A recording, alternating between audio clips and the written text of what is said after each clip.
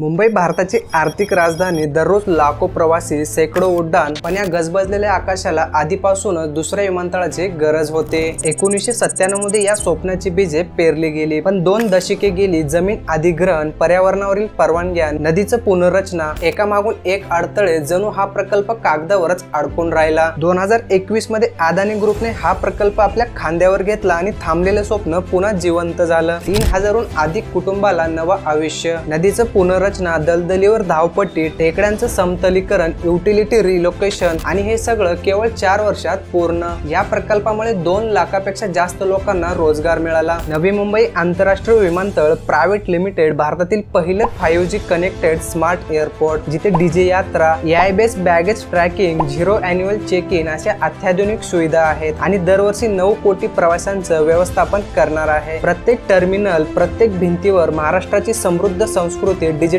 Art board मधून झळकवते, जणू प्रवाशांचं स्वागत करते महाराष्ट्राचं हृदय। 25 वर्ष थांबलेलं स्वप्न अदानींनी फक्त 4 वर्षात पूर्ण केलं, आणि हीच ताकद आहे गौतम अदानी। वाळवंटातील खावडा सोलर पार्क, अथांग समुद्रातील विजिंगजम पोर्ट आणि गजबजलेल्या महानगरातील नवी मुंबई आंतरराष्ट्रीय विमानतळ प्रायव्हेट लिमिटेड, प्रत्येक आव्हानाला त्यांनी संधीमध्ये बदललंय।